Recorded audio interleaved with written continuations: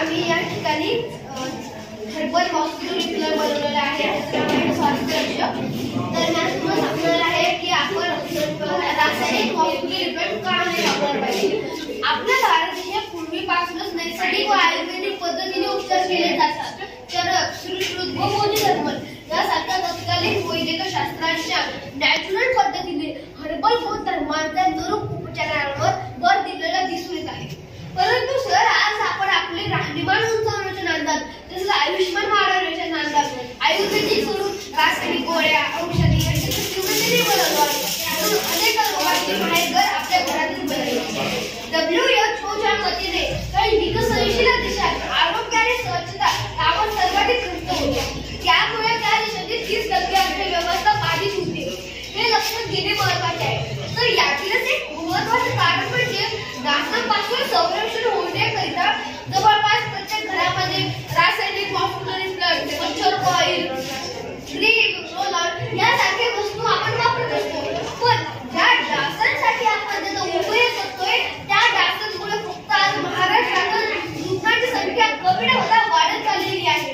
पण 2022-23 मध्ये फक्त डेंग्यूच्या 8,822 तर मलेरियाचे 14,523 तर 2023-24 मध्ये फक्त डेंग्यूचे 19,611 म्हणजे 20 पट तर मलेरियाचे 16,821 म्हणजे 17 पट एवढ्या मोठ्या रुग्णांची नोंद झाली होती. 2014 पासून 2024 पर्यंत मृत्यू दर हा दुपटीने वाढत होता. तर या रासायनिक मॉस्किटो रिपेलर मध्ये कोणते घटक असतात? आणि सर हे डीड आपल्या शरीरासाठी इतकं भयंकर आहे कारण माझी आई जेव्हा हे रासायनिक मॉस्किटो रिपेलर लावायची तेव्हा मला सर्दी व्हायची. माझ्या काकाचे डोळे जळजळ करायला लागायचे. मग मी थोडा रिसर्च केला. नंतर मला लक्षात आले की याच्यामध्ये डीड नावाचा हार्मफुल घटक आहे.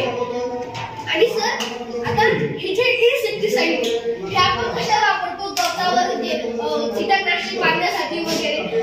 तिच्या साईडला आलेले ते घातक आहे कारण ते कीटकनाशकांना मारत असतात. म्हणजे हे सांगते हे आपल्याला किती धोकादायक आहे. कारण जेव्हा लहान बाळाचा जन्म झाल्यावर धोत्रे बोलतात तर आपण त्याच्याजवळ हे रासायनिक मॉस्किटो रिपेलर लावतो. त्याच्या धुरामुळे ते धोत्रे बोलतात कारण याच्यामध्ये डीट आहे, ट्रान्सल्युथ्रिन आहे, ब्युटानेटेड हायड्रोक्यून आहे, डेटोरायझेड केरोसिन आहे.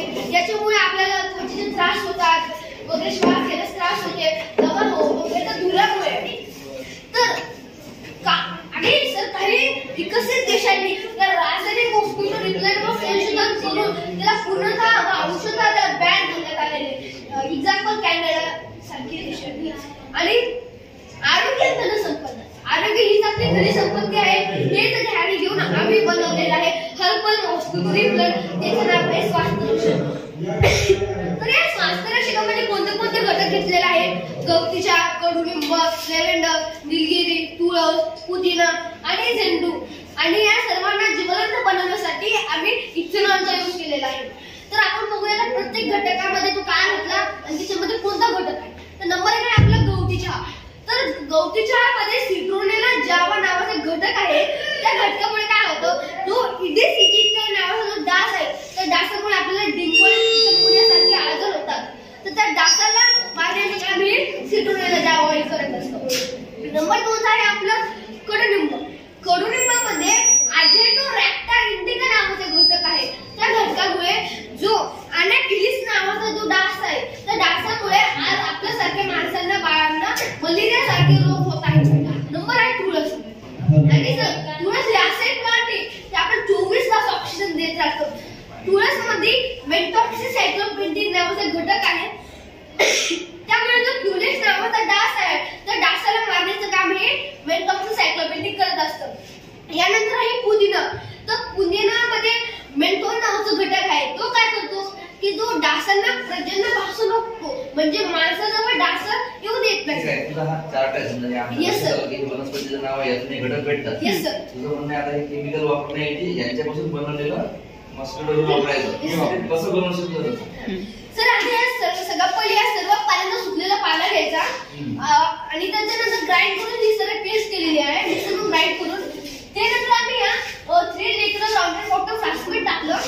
हीटर आहे तर मग खालून जेव्हा त्याच्यासाठी निलगिरी टाकलेली तर ते बॉईल झालं त्याचे पेपर येते हे वॉटर कंडेन्सर त्याला बाहेरून वॉटर आहे आणि पाणी थंड असल्यामुळे त्याला कूल झालं पेपर कन्वर्ट इनटू लिक्विड झालं आणि इथं आपल्याकडून ऑइल जमा झालं त्यामध्ये मिक्सचर आहे वॉटर आणि ऑइलचं नंतर फ्रॅक्शनल डिस्टिलेशन मेथड ना क्रूड ऑइल मधलं ऑइल निघत काढलं समजा आपण गवती चहा घेतलेला आहे तर गवती चहामध्ये सिट्रोनला घटक असलेला पाहिजे ना ऑइल काढल्यावर मग ती तपासण्यासाठी आम्ही त्याला प्रयोगशाळेमध्ये दिलं होतं तर सर हे सर्व प्रयोगशाळेचे अनालिसिस रिपोर्ट आणि हे आम्ही बनवलेलं नॅचरल मॉस्किटो रिपेलेंट याच्यामध्ये सर्व घटक टाकलेले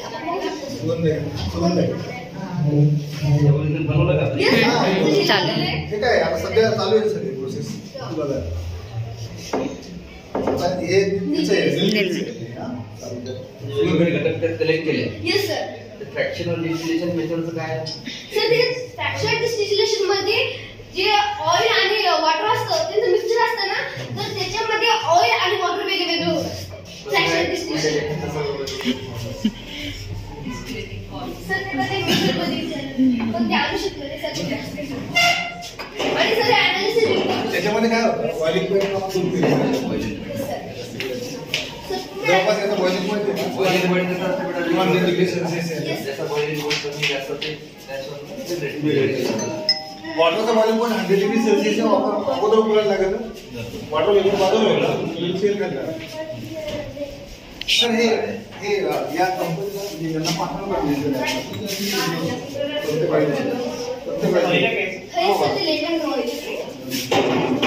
जेव्हा आपण स्वास्थ्य आपल्यामध्ये सुगंधदायी पर्यावरण बनवण्यासाठी लेव्हेंडरचा यूज केलेला आहे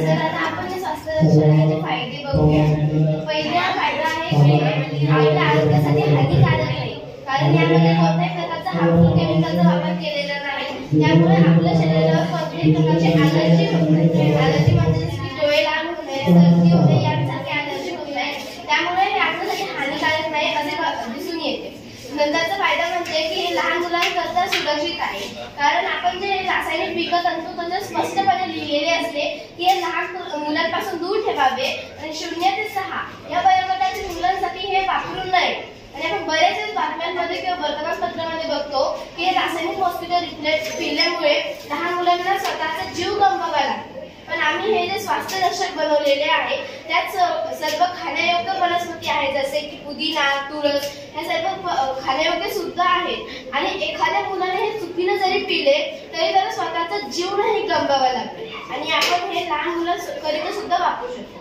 आणि या स्वास्थ्य रक्षकामुळे आपल्या शरीरावर एक उपचार होत असतात तो म्हणजे ॲरोमाथेरपी ॲरोमाथेरपी म्हणजे वनस्पतींचे जे फुलं असतात त्याच्या सुगंधाद्वारे आपल्या मनावर व आपल्या शरीरावर उपचार केले जातात आणि याच सुगंधी द्रव्यामुळे आपल्यासारखे शरीरावर जे विकार होतात म्हणजे डोकेदुखी किंवा श्वास घेण्यात विकार ताणतणाव यांसारख्या विकारापासून आपल्याला मुक्ती भेटते